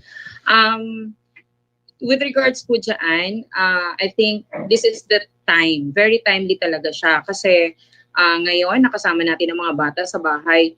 This is the role of the parents na i-insert talaga, i-assert yung values education. Sa loob pa lang mismo ng bahay, dapat talagang yun ang natututunan. Diba? Lagi nating sinasabi, before natin pakawalan ng mga bata sa labas, dapat talagang nabuo na sa loob ng bahay yung proper values ng bata. So kung I do believe na kung properly ang pagpapalaki ng mga magulang, laging na ituturo yung tamang disiplina, na ituturo yung mga values sa loob ng bahay at napapractice siya, so definitely cheating will not prosper. Even dito sa bahay, I have 4 kids and nag-participate sila sa dry run, during the dry run sa schools. And ako personally, hindi ako nakialam during sa pagsasagot nila ng mga modules. And nakita ko kung paano sila nag-effort na intindihin, unawain. And besides, since talaga nagsimula sila mag-schooling, ang ano namin dito, usapan is, you do it first. If you don't understand, then that's the time na papasok kami ng mga magulang to help you answer the assignments or the homeworks. Pero hindi pwedeng kami agad. You have to make an effort muna para intindihin. Kasi at the end of the day, yan lagi kong sinasabi sa mga bata, at the end of the day, it will be you who will be graded. It will be your effort. So dapat talaga yung values na i-instill talaga sa mga bata. And lagi kong sinasabi yan sa mga co-officers ko, sa mga parents namin dito sa division, na mahalaga na ngayon nakasama natin ang mga bata, maibuo talaga yung values formation o talagang ma-instill sa mga bata yung values formation ngayon, lalo na panahon ng pandemic, at talagang magkakasama ang buong pamilya, both the father and the mother, although they are working, pero most of the time mas marami yung oras na i-stay nila sa bahay, na nakakasama nila yung mga bata. Alright, maraming salamat, Ma'am Bonnie. Siguro we can ask one of the student leaders. We can also ask Aliyah siguro, Aliyah Sayo. Siya po ang president ng SSG Ilocos Sur National High School. Aliyah? Good morning, Sir Jun. Good morning, Ma'am Jacqueline. For me naman po, ang comment ko naman doon sa online cheating, siguro dito may incorporate yung subjects like sinabi po ni Attorney Ron na GMRC, yung values education, and yung edukasyon sa pagpapakatao.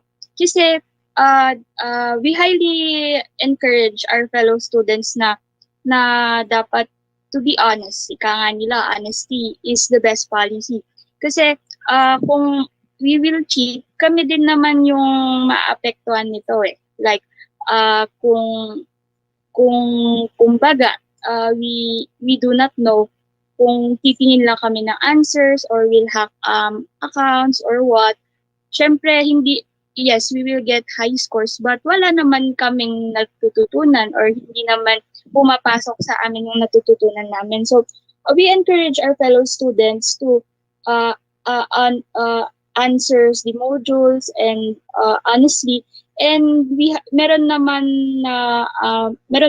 kagaya naming officers like Supreme Student Government na they can tap para if ever kailangan nila ng help in like peer tutoring, they can tap us kung basta kaya namin, and they can also tap our teachers and also our parents po. Maraming salamat, Aliyah.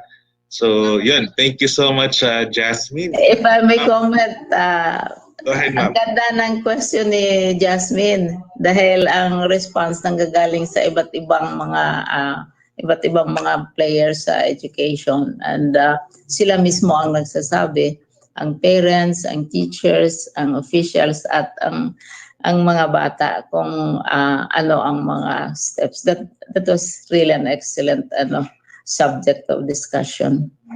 Sana lalabas i-report naman sa media maliban sa mga GMRC elsewhere. Ayun. Thank you so much, ma'am. Ang susunod na magtatanong, ma'am, is si John Eric Mendoza ng Manila Times. John Eric, go ahead. Good morning po. Question po kay Director Abram po. About po dun sa Guinness Book World of Records na na-mention niyo po kanina. Ano po yung metrics ng record? O additional details lang po about po dun sa Guinness Book World of Records. Records, ito yung program vid kanina sa TV episode, you mean, sir? Yes, sir. Opo. Sa DepEd TV po. Well, teka, i-share ko ulit, no?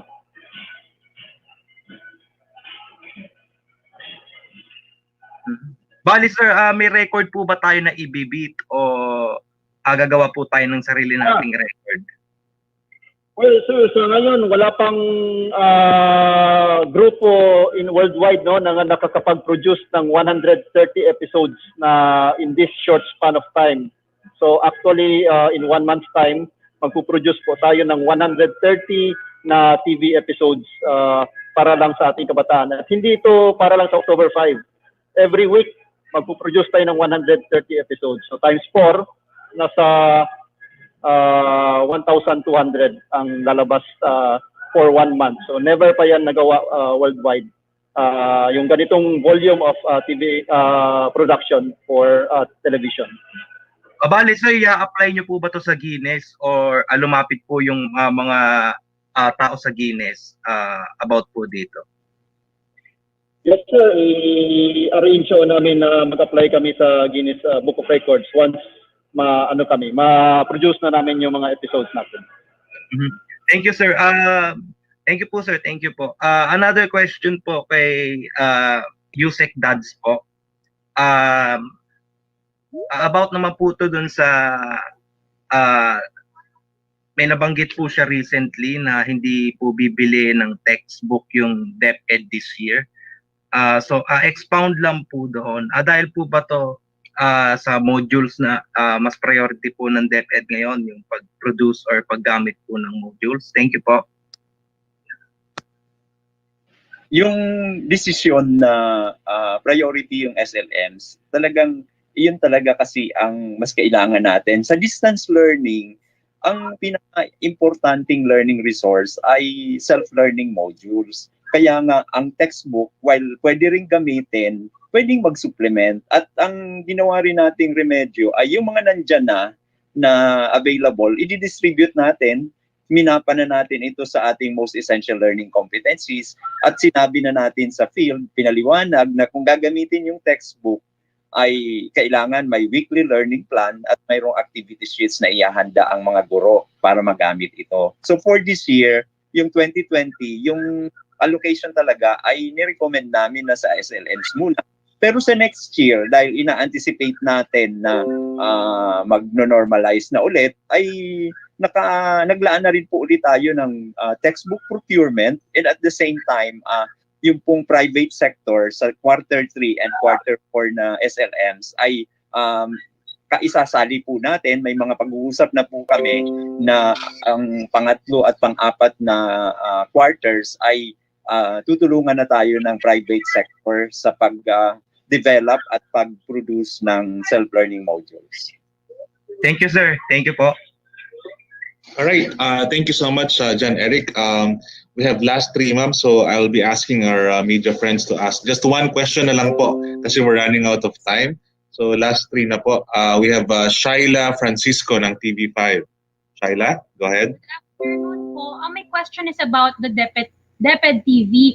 Of the 24.5 enrollees po, ilan po yung target nating maka-benefit sa DepEd TV? And in terms of assessment, I know parents will play a big role, pero how often po mag-check or papasok ng teachers to assure an objective assessment dun sa performance ng students po?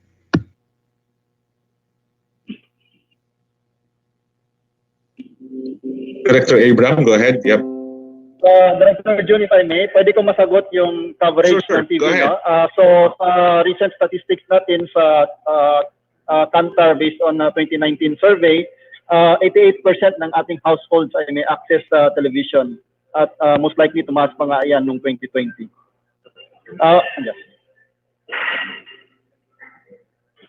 Okay. Thank you so much, Dr. Abram. And then dun sa other question, Yusek Dads. Go ahead po.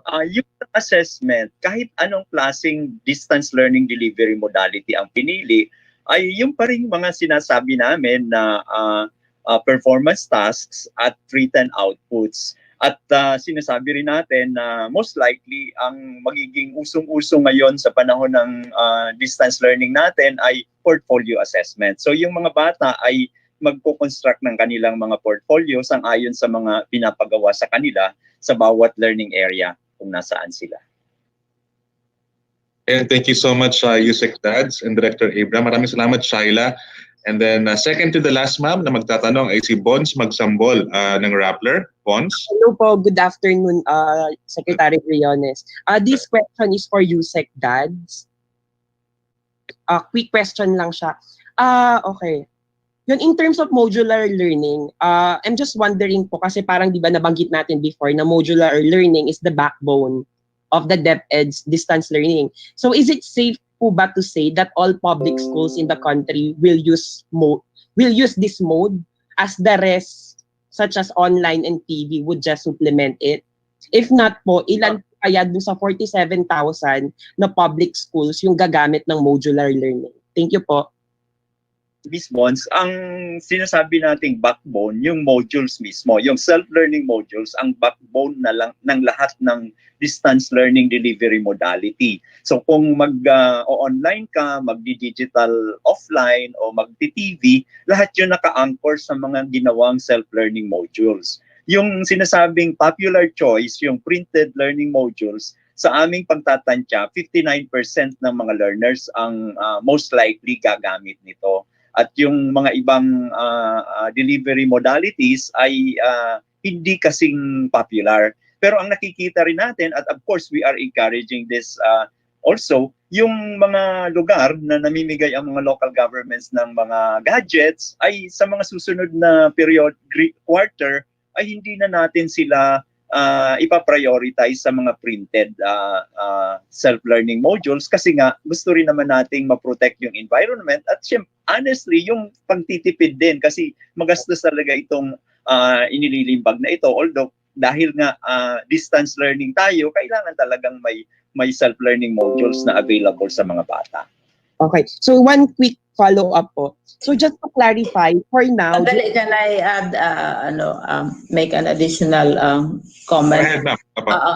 While it is true na more than 60%, kasi based ito sa mga advice galing sa parents at sa mga bata, kasi tinanong sila kung anong preferred mode ang gusto nila. This was during the enrollment period, and they expressed a preference for printed modules.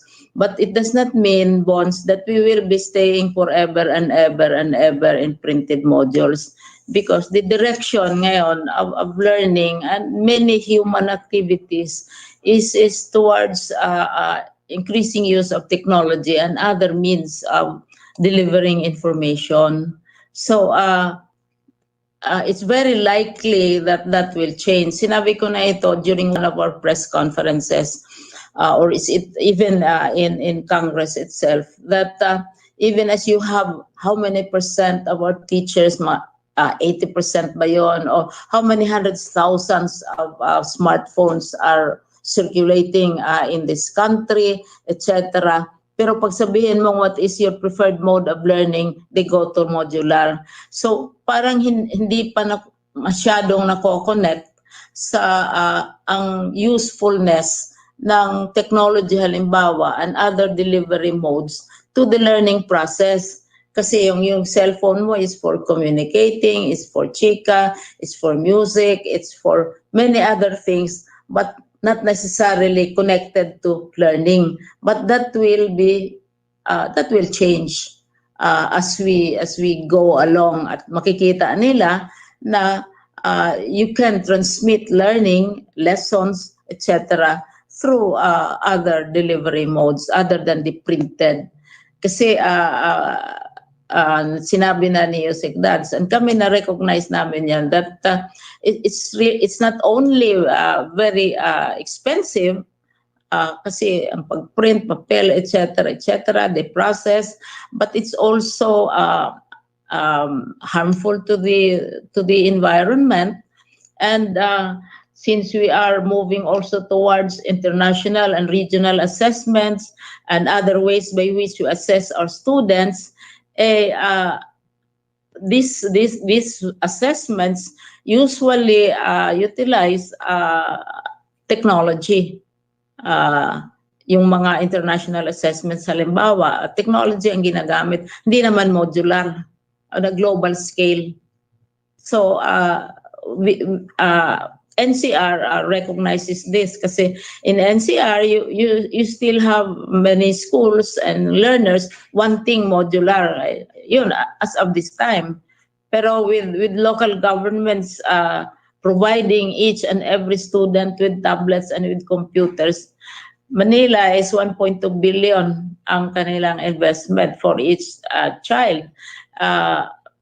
Quezon City is 2.6 billion because Quezon City is very large for the students. So mayroong attraction or drawing power na ito. And also because we know that it is necessary na hindi lang exclusively printed module. Kasi we will really not only use up our budget, but we will also use up all our trees, which is, of course, it would be a big tragedy if this continues. Okay, thank you. Sorry, one quick follow-up po kay Yusek Dad. By saying po ba na 59%, are you pertaining to the 23 million public students or the 47,000 public schools? We are referring to the learners. Okay po. Ang learners yan. Okay po. Thank you po. Okay. Thank you so much, Bons Magsambol ng Rappler. Ang huling magtatanong, ma'am, si Noel Talakay ng Malaya Business. Noel, go ahead. Hello po. Hello po, good afternoon. Isang question lang po, yung nasaan na po yung ilang school na po nakapag-dry run kasi last week para nasa more than 30,000 po, di ba? So may natitira pa po 12,000. So as of today po, ilan na po ang natapos na po yung dry run? Thank you.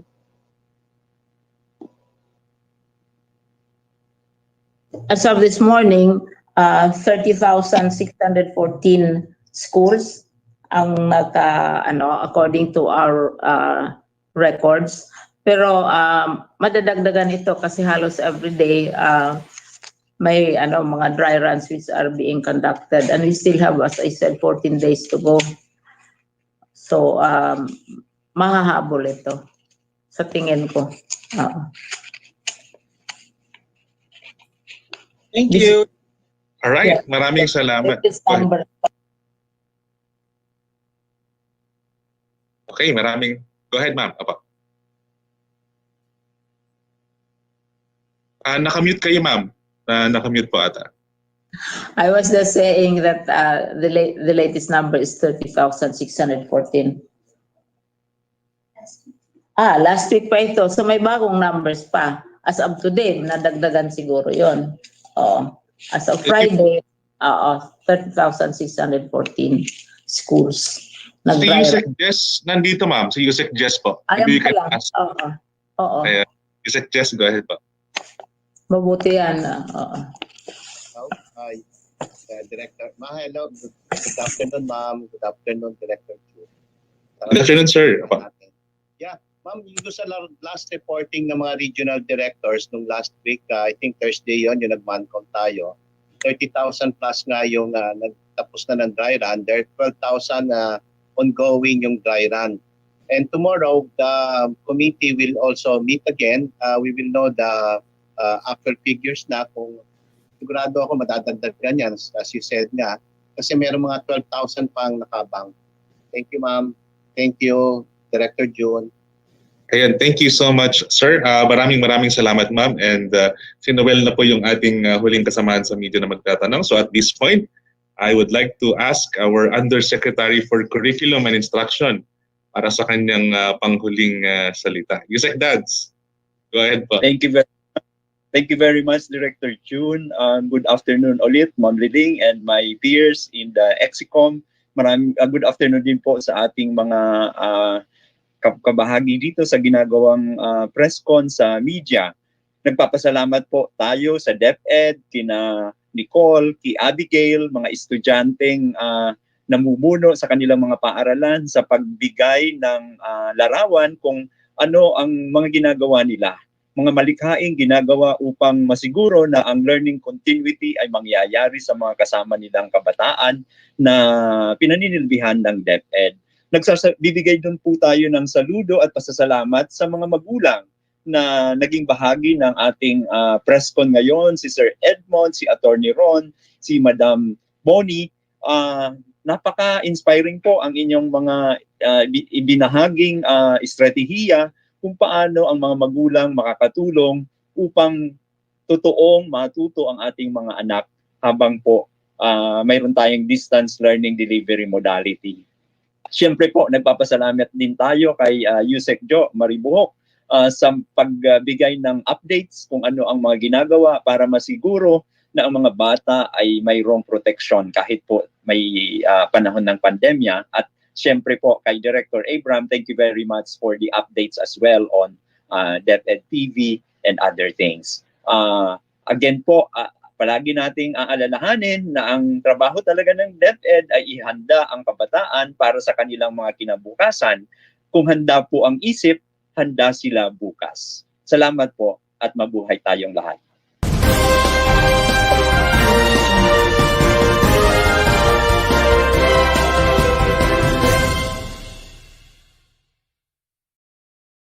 Seventh edition ng ating Handang Isip Handa Bukas Virtual Press Conference.